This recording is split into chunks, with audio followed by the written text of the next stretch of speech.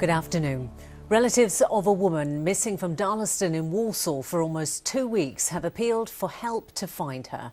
Amanda Hawkins was last seen on Friday the 30th of May on a bus in Brown Hills. She's described as extremely vulnerable with memory loss and needs medicine which she doesn't have with her. She's been missing before, although not for this long. She's unlikely to ask for help and she's unlikely to initiate a conversation. If people do talk to her, she will probably say she's fine, but call the police anyway and tell them where you've seen her, please. 8 wards at Heartlands Hospital in Birmingham are closed to visitors following a salmonella outbreak. 23 staff and patients are affected and there's concern it could spread to the rest of the community. Deep cleaning is currently taking place. Mortem examination into the death of comedian Rick Mail has proved inconclusive. The Young Ones star from Worcestershire died aged 56 at his London home earlier this week. More tests will now be carried out. Parents and teachers in Birmingham have claimed that Islamophobia was behind this week's damning Ofsted reports into a number of the city's schools.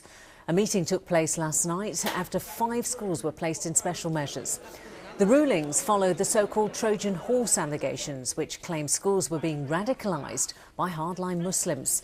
Today, community leaders are encouraging cooperation between the city's different social groups.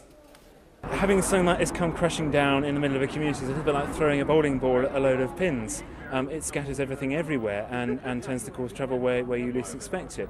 But I think that actually the communities will come together and be stronger as a result of this. People of faith will find they've got something actually in common.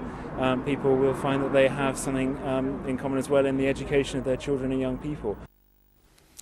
A baby elephant has been named after Stephen Sutton, the teenager from Burntwood in Staffordshire who raised millions for charity.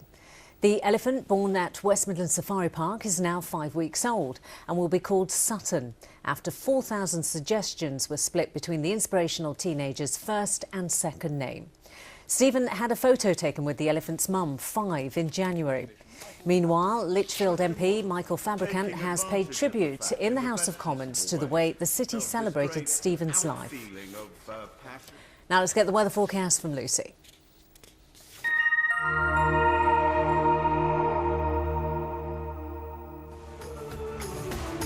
What's in store for today? ITV Local Weather, sponsored by Centre Parks.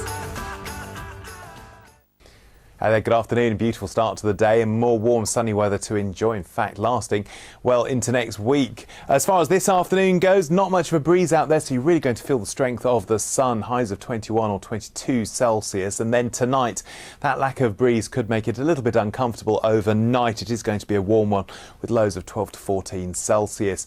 Tomorrow morning then, another fine day for many places. A little bit of extra thicker cloud here and there, and that could be enough in places to trigger off the odd shower. But stay in the sunny spells and we're still looking at 22 or 23. Quick look at the outlook. Possibility of a little touch of rain on Saturday and Sunday and things will freshen up, but generally it's going to remain settled.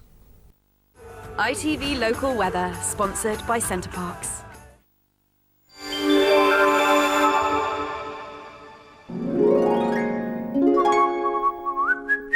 The Pollen Count, sponsored by Checkatrade.com. Checkatrade.com. The bad news is if you suffer from hay fever, you're really not going to like this forecast because we've got very high levels over the next few days. Watch out in particular for that evening peak. Have yourself a good afternoon. Bye-bye. That was James Wright with the weather, and that brings you up to date with the news this lunchtime. We're back at 6. Hope you can join us then. For now, from us, bye-bye.